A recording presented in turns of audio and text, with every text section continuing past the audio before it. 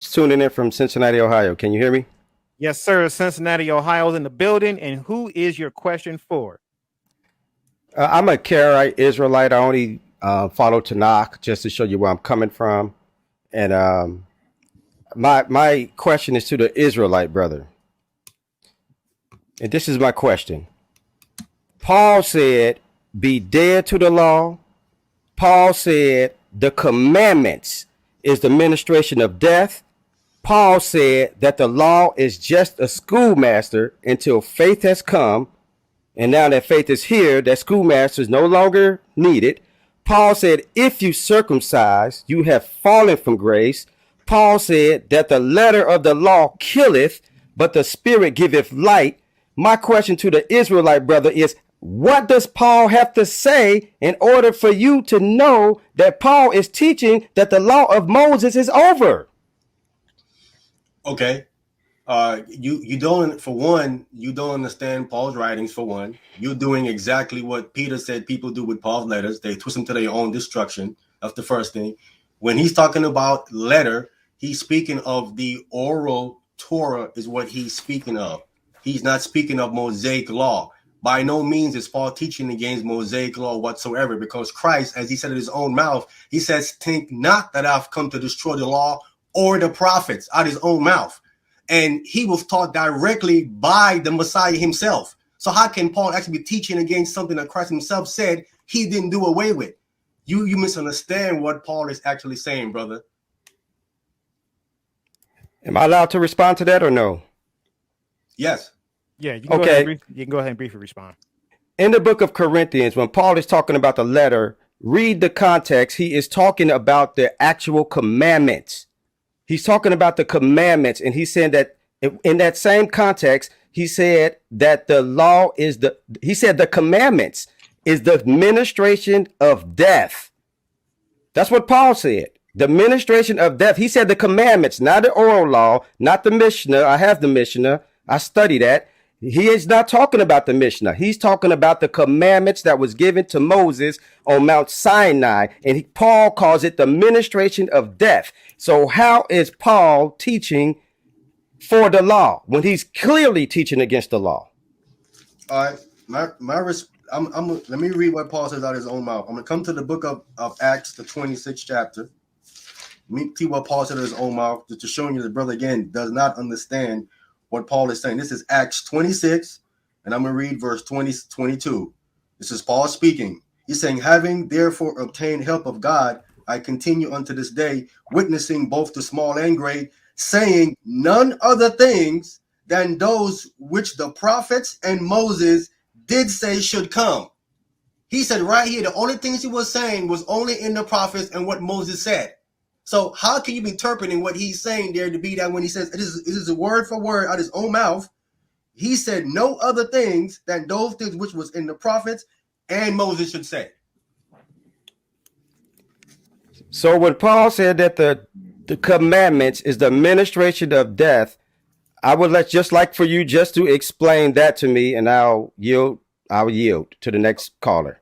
Okay, simply, he's talking about Paul was raised a Pharisee, and I showed up in a presentation that the Pharisees had some laws given to them, as Josephus detailed them, that was not written in the law of Moses. Okay, Paul was raised in that, as he said in Acts 23, verse 2. He was raised under Gamaliel, who was one of those men, and he was raised up in that. And that's what he's referencing as administration of death, because those things cannot bring you life. That's what that means. Okay, one more, brother. It says in 2 Corinthians chapter 3, verse 7, if the ministration of death written and engraved on stone was glorious.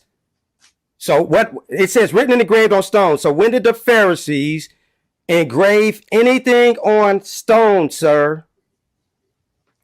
Brother, what you're misunderstanding is that the Israelites made a calf in the wilderness, correct? And they broke a blood covenant, putting the entire nation on death penalty. The two laws they broke was written on stone. They broke the first commandment, putting a God before the Most High. They broke the second commandment by making a graven image.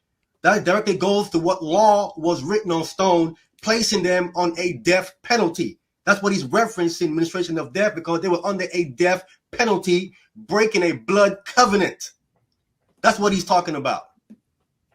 So Paul called the commandments the ministration of death, but the New Testament is the spirit of life. So he's teaching against the law.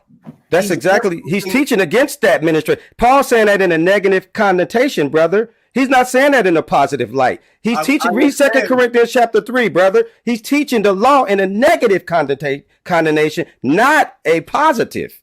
Okay, if you continue to read that same chapter, Paul says that there is a veil over your face in reading the Old Testament, and it won't take you until you believe in Christ. Do you believe that part of the text too? Absolutely. He's saying, so there's a veil over your face then, correct? No. He's saying there was a veil over the Israelites' face. Over the Israelites' face, brother. Are you an Israelite, brother? Absolutely. That's why I don't believe in. I don't believe in Paul. I'm just telling you that the Christian brother Vocab Malone is 110% right. In this, I would never debate Vocab Malone on this issue because he would destroy me because I understand what Paul is saying, and you the one that don't understand what Paul is saying. Brother, you admit you got a veil over your face. So how do you understand anything? No, brother, you the one that don't understand what Paul is saying. That's what Peter talked about, those that twist Paul's words to their own destruction. He's talking about you. And not you, right? You trying to mix the New Testament with Tanakh, and it don't work, brother. Brother, how can you understand? How can you understand Paul's right? You even believe in the Messiah, bro. How can you understand that? All right. Hold on. Because this is gonna go back and forth for a minute. And we do got other people. I'm gonna let Karai get his last point in, and then Amian, you can respond, and then we'll see if Vocab got anything to say, and then we're gonna move on. All right, go ahead. Okay. Can you set me up with a debate with this brother? Yes, I can. Set me up with a debate with him, and I'll show him that he's wrong about Paul. All right. So my information is in the description on YouTube as well as Facebook. So just go ahead and email me or look me up on Facebook, and then you can find me there. Okay, and then we'll get the debate set up, and we'll go from there. I appreciate it. And Vocab Malone, you clearly won this debate. All right. Shout out to Cincinnati.